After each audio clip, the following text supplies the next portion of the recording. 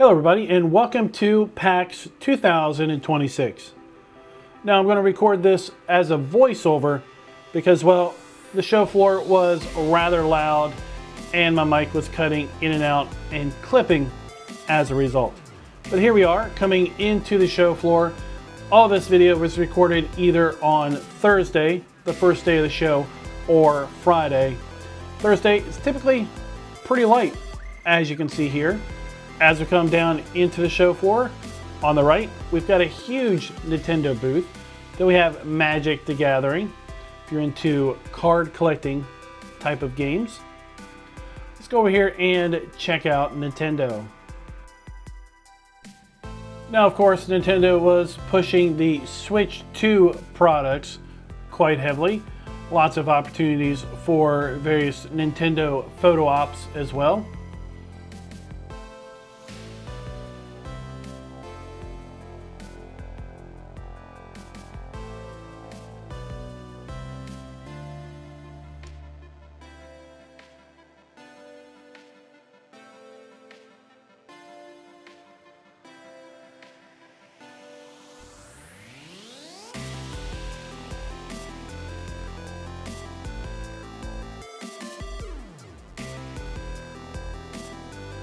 So Magic the Gathering fans were able to come up here and enjoy some card playing games right up front.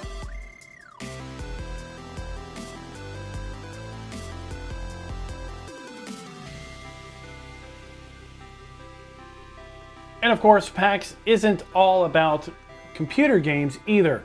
Card games, board games, and such are a big draw, as we have right here with Secrets of Strixhaven. It is a board game, and well, you can see here people are learning to play. Obviously the goal is going to be to introduce this game to folks that don't know it, and then ultimately try to sell the title to folks so they can go back and spread the word with their friends at home.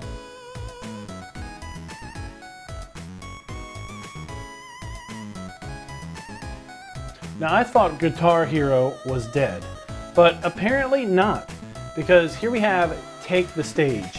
And Take the Stage is basically Guitar Hero, just maybe modernized a bit.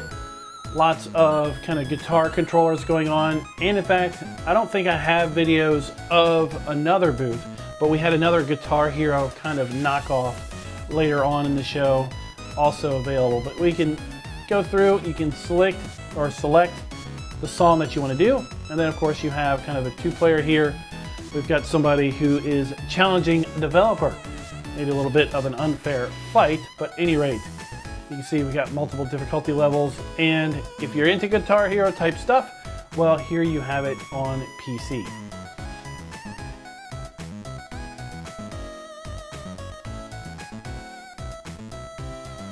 Then we have the limited run booth. This booth is typically going to be showing us games that are kind of like retro in style, 16-bit, console type fighter games. You can see here, I believe they were like He-Man and the universe there. Then we have another booth here just showing a bunch of nice indie titles. Of course, PAX is all about the indie titles, and you're not going to see any huge names here that are going to be kind of AAA games, because again, PAX is all about indie computer games as well as board games and card games. Another popular theme with this year's show were horror games, and specifically here we have Halloween, a Michael Myers themed type game around the Halloween movie franchise. Get a little bit of gameplay here. Kind of open world roaming, and of course you've got Michael Myers probably roaming around too that you're going to have to avoid.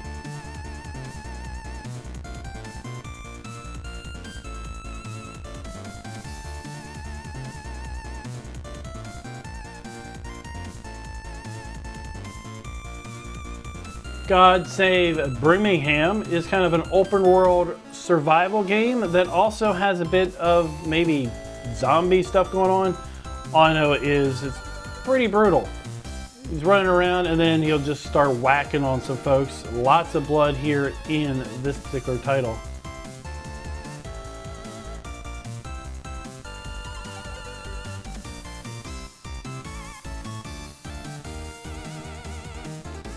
Then we have Veil of the Witch. And on lots of these booths, I did try to show the QR code clear enough so if you are interested in these titles, you can kind of pause the video and scan the QR code.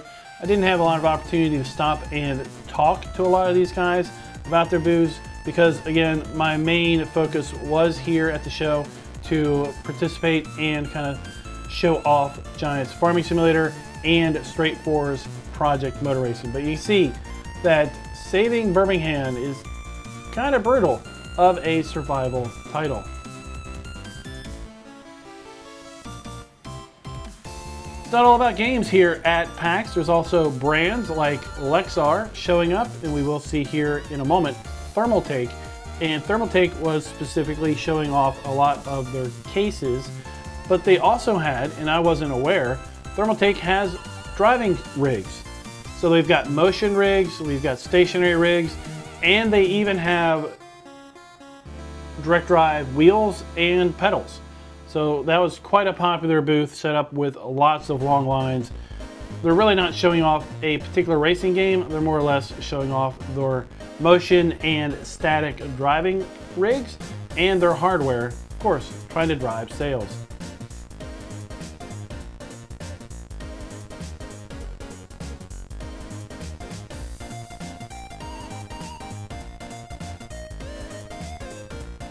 Now I really do like this case design.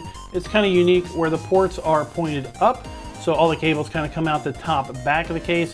The GPU is vertical, and typically there's a nice 3-fan slot area there for air to go straight into the GPU. But if you like a small mini form factor, well, Thermaltake also has you covered there.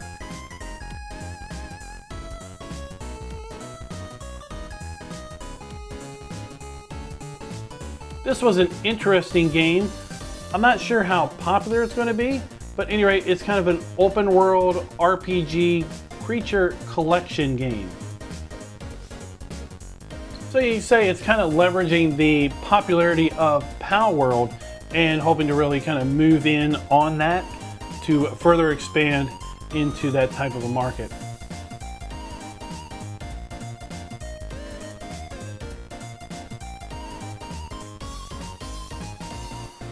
Now coming up, we've got a really interesting booth. Again, it's kind of hardware, not so much gaming, but we have Omara, which was kind of a scent accessory.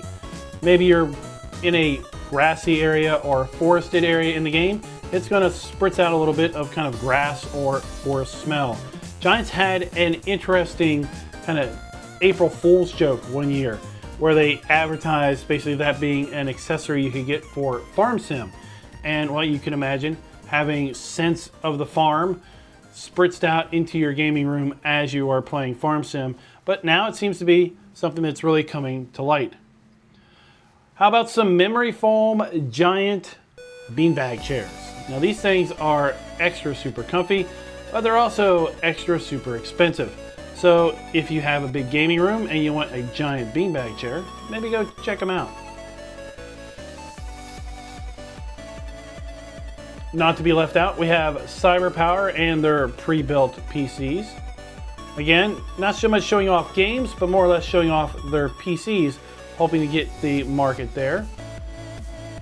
Edifer, so we've got kind of high-end headphones and sound devices.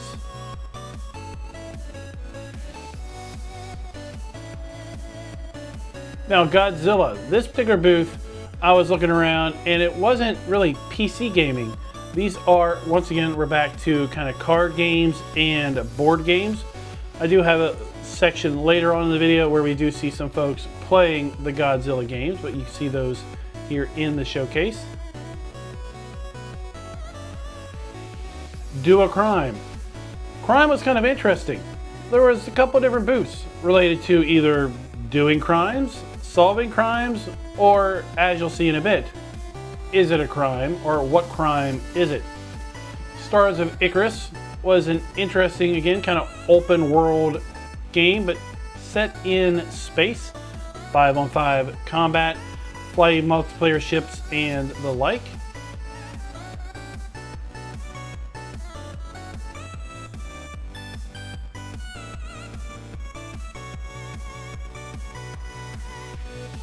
Logitech had a big booth. They did have a gaming setup, but what I was most interested here was specifically to this mouse. How fast can you click? They had a challenge going on. How many clicks can you get in 15 seconds? And, well, you can win yourself a collection pin or mouse. Cat Secretary, kind of a great kind of casual game here. You're basically the secretary, moving things around, and you've got this cat who's just kind of, you know, occupying itself by trying to, I guess, mess you up. Cute little casual title there. Now we're back over kind of on the side of the show floor where we have lots of card games, board games, and role-playing type accessories, card decks, dice, and such. Get Baked, kind of an interesting card game for adults and kids alike. And we're not looking at the entire show. This video isn't the entire PAX East setup. There's a lot going on that I just can't show you in 30 or 35 minutes, but we will see when I once take a walk through the Skywalk. I will show you kind of the back board playing area, as well as the PC area, VR area, and then we have a lot of the exhibit halls. There's shows, there's talks, there's a whole lot going on that I really just don't have an opportunity to show off here. If you ever have an opportunity to go to PAX East or West and you are into gaming, you do like supporting the independent studios, I do suggest you check it out.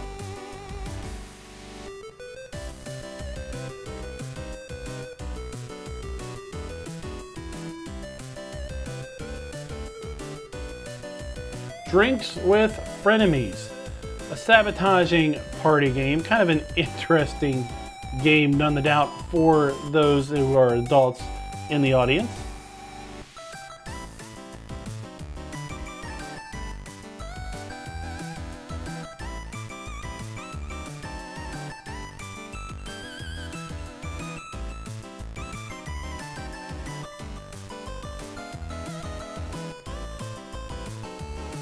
Another interesting theme this year at the show were colleges and universities showing off their game development programs, like Lesley University here.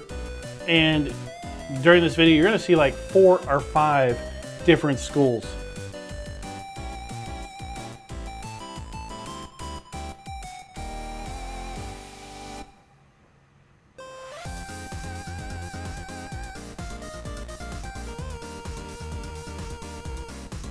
Southern New Hampshire University showing off their program. They've got college students there who are in the program, kind of showing off and sharing the games that they have developed through the particular program.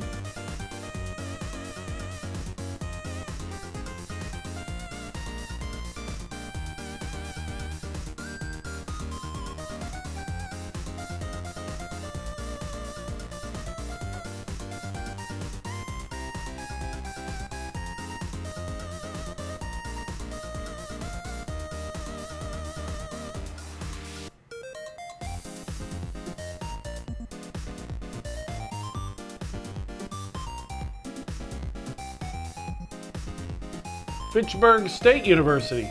Again, more of that game design kind of theme that we have going on here at the show.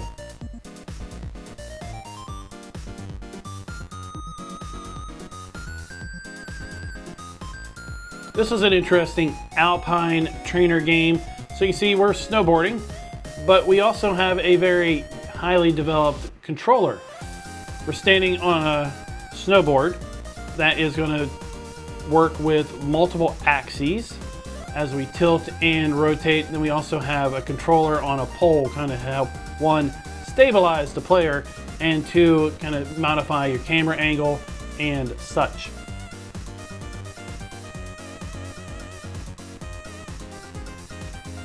High Point University, again, with their game design, showing where some of the alumni are actively working, as well as what those are doing within the game industry.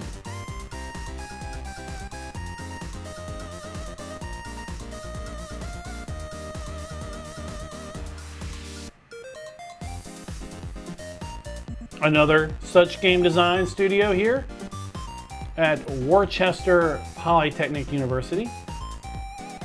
Now, I do want to apologize a bit for some of the video where the screens are blown out and such.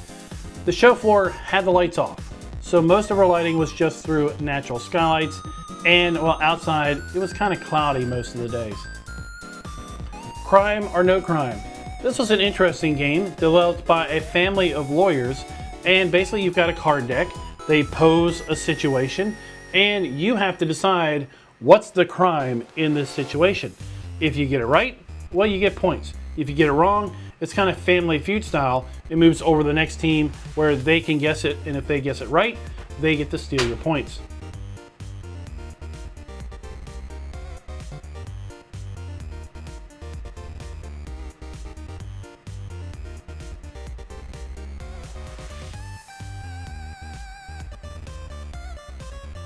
Again, like I was saying, there's times where things are backlit and everything. The camera was just kind of set up for a dimmer light situation. So whenever it came to something that was a lot brighter, it really ended up being blown out. That's again because most of the show floor was not lit other than the natural light coming through the skylights, and as such, didn't really pop through on the video. How about those choose your own adventure novels? They were big when I was growing up, like 40 years ago. Well, apparently they're still a thing. I mentioned Godzilla. Here we can see one of the developers of the game kind of giving players a tutorial on how to get started, give you an opportunity to play the Godzilla role-playing game, and if you like it, obviously pick it up, bring it home, and share it with your friends.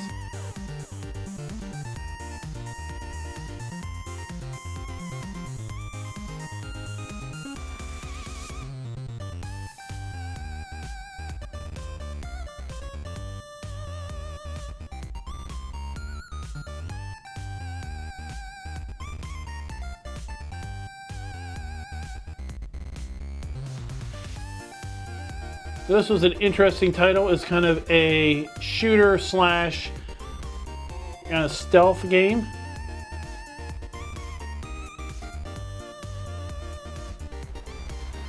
Boston game dev. Again, keeping with that game development type theme. I don't think this was really tied to a higher educational institution. Just kind of a development studio that's set up here in Boston. Some of the titles that they have developed through this dev studio. Now, X4 was kind of an interesting space title. They kind of advertised themselves as everything space. So like Stellaris, kind of a 4X strategy game. Also, you have space building, you can have ship building, fly ships around, you can do space battles, space trading and purchasing and such. So kind of the all be all end all of space titles. Now, I really like this booth. All 4 years of coming, I really try to check this booth out and see what's going on. It's all about Polish developers, and there's a whole lot of development going on in Poland, and we've got at least 12 to 15 games being demonstrated here. And in the next few segments, I do try to show all the banners, all the QR codes, and as much gameplay as I can within a brief period of time. So if you find any of these titles interesting, you have the opportunity to pause the video, scan the QR code, and go check them out yourself.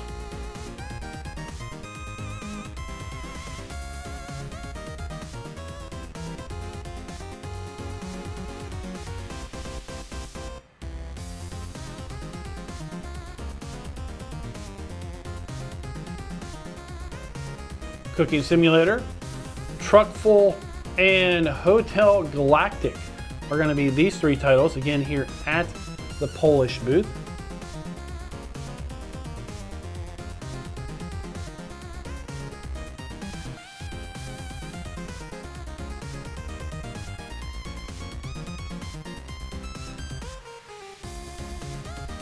If for any reason you can only attend PAX for one day, I highly recommend coming Thursday, the first day.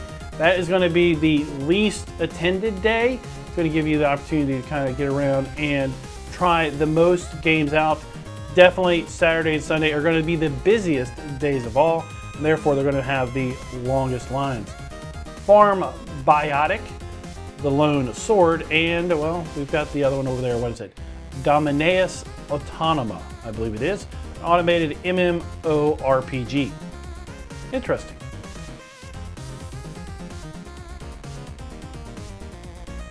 It says where heroes live on the server when you're logged out. So apparently you kind of set them up and log out. They kind of just do their own thing. You log in and see what your character has accomplished.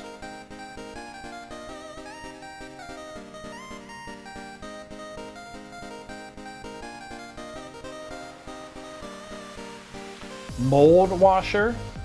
Again, we're here at the Polish development booth. Whispers of the Eyeless.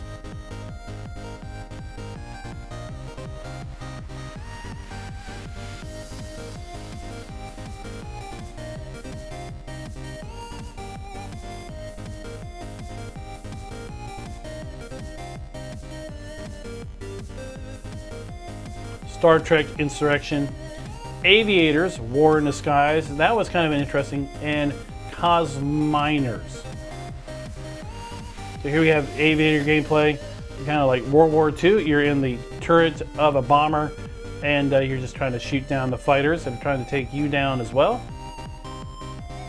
Astro Miner there. And then again we have the Star Trek Insurrection. If you're into the Star Trek universe, you might want to check that one out.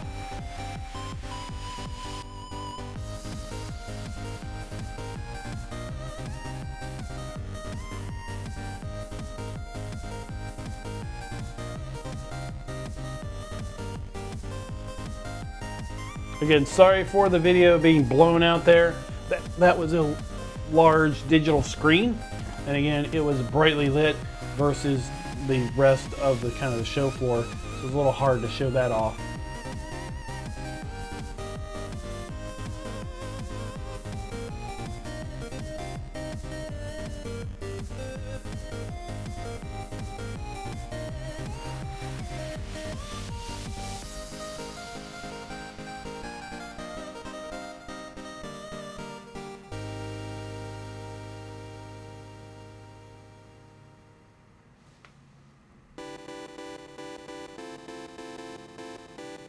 Now I think here we are in Friday at this point, so it's a little bit busier, but not too terrible bad. So you may see a bit more people, it's a little bit harder to get up there and get good clear video of the booths. Mailville, kind of an interesting mail delivery game.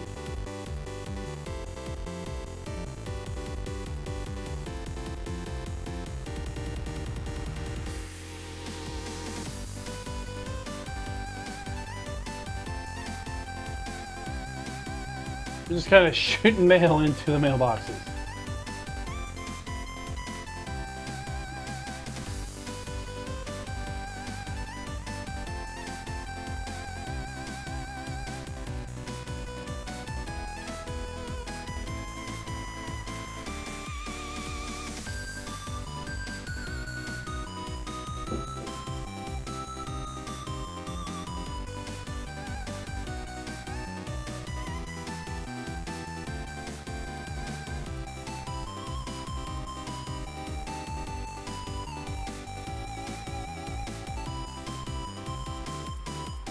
Real tiny. So we've got a fishing game here.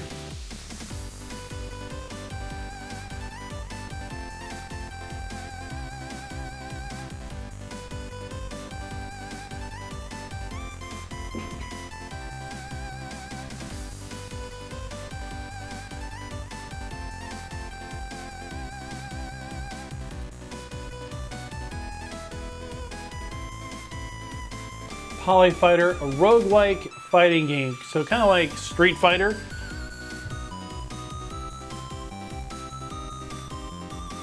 I didn't get a lot of gameplay video here, but I did kind of capture the advertisement video here.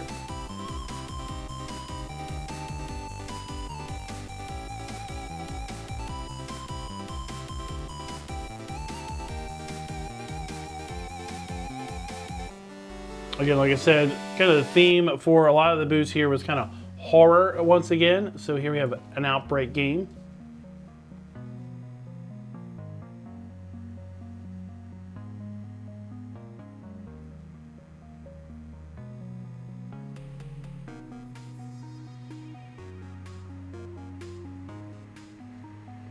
If you're into simulations, well, you probably know this booth. We've got Bus Simulator here and lots of other simulators like Storage Hunter Simulator, Seafarer, a ship sim, ship boat simulator. We had Firefighter Simulator.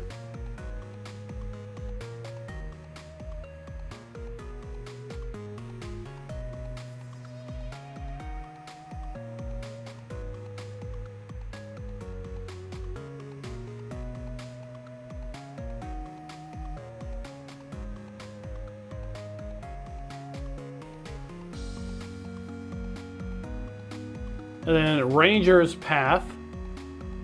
So kind of a camping or ranger simulator, police simulator.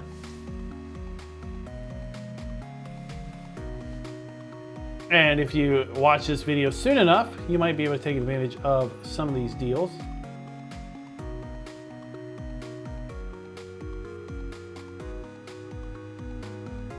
I believe this is Bus Sim.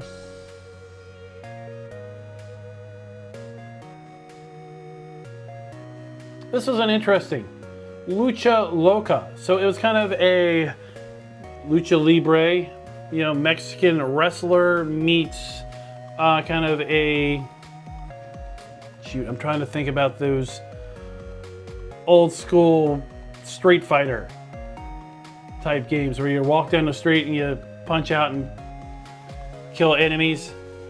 There's a little bit of kind of an intro gameplay there.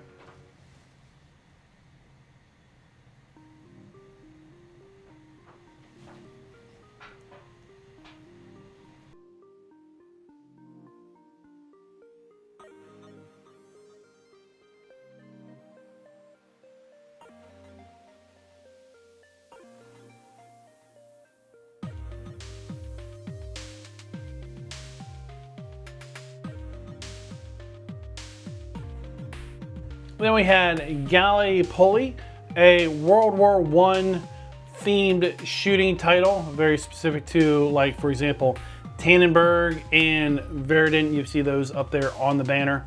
You don't often see these kind of period specific shooters.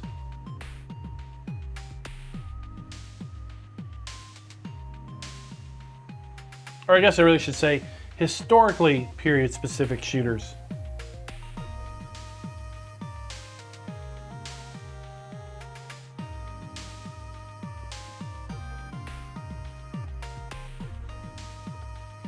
Dynamite, kind of an interesting platformer where you've got to kind of climb the tower there, but also avoid the falling stalactites. And we've got the Farming Simulator booth. We can't show off PAX without showing off Farming Simulator. We had two Farm Sim 25 kiosks. Of course, we had the Scan to Win Carnival Circus, and this year we had, of course, Project Motor Racing to show off, and everyone got an opportunity to jump in the driving rig and give it a shot.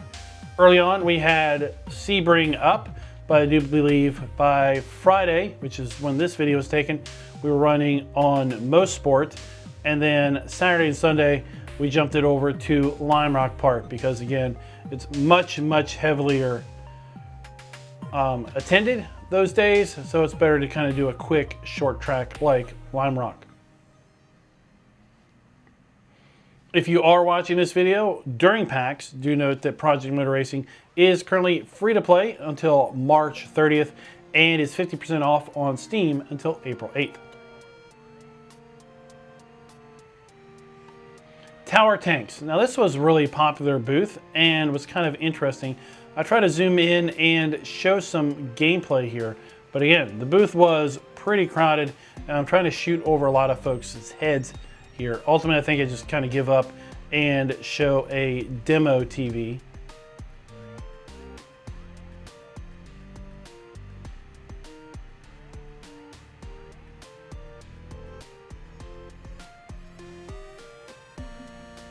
Again, this game is called Tower Tanks.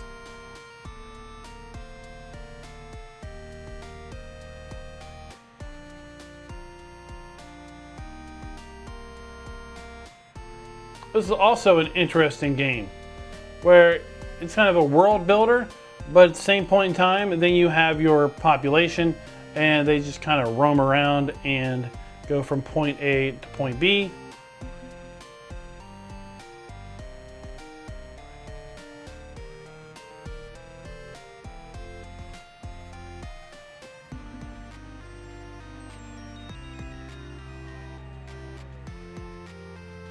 Pin City. So this is going to be VR bowling with a twist, as kind of the banner shows. And if you look off in the distance, it's like a bowling alley, but also kind of like the skeet bowling, where he jumps up and you got to get in the chute. So we've got VR bowling alley, but then you've got a ramp and then you've got to roll it around. We Were Here Tomorrow was kind of an interesting spacefaring exploration game.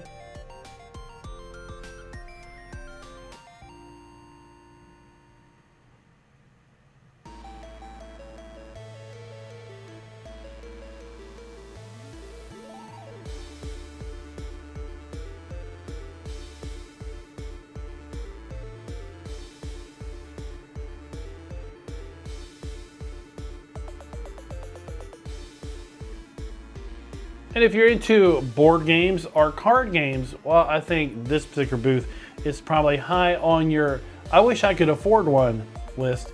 This is Wormwood, and they have some super high-end kind of gaming tables, as well as PC desks. You can see here.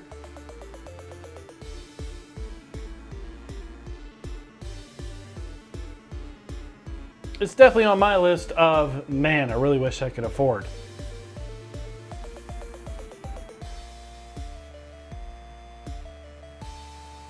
And when you're done, as this guy is demonstrating, you can just put the covers over and use the table like a standard dining room table. And here we are. We're going to kind of just walk the skywalk. We're here in the back of the exhibit hall. This is going to be showing you a lot of the vendors that are offering things for sale, kind of card games, board games, dice, and other accessories, kind of RPG books, D&D tile stuff. Way off in the distance, you see those rows upon rows of tables.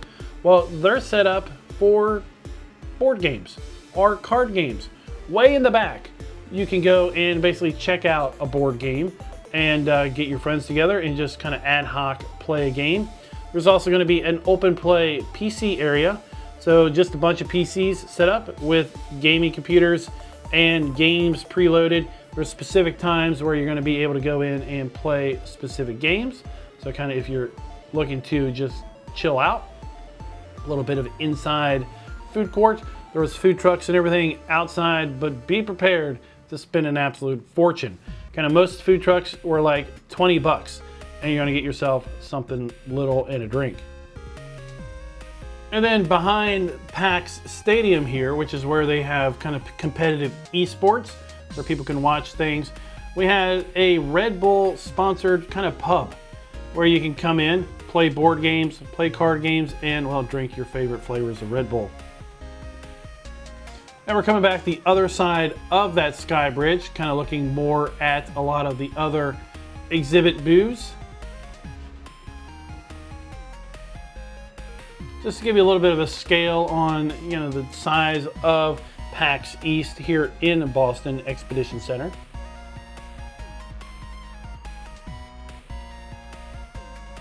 You see off in the distance, there's another sky bridge. We're going to be on that one here in a moment.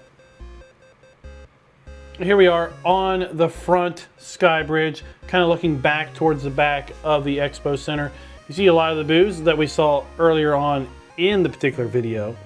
And that's where we're going to close out our coverage of PAX East 2026. Again, if you can make it to PAX 2027, either in Boston or PAX West, which is going to be in September of this year, I highly encourage you to go and check it out.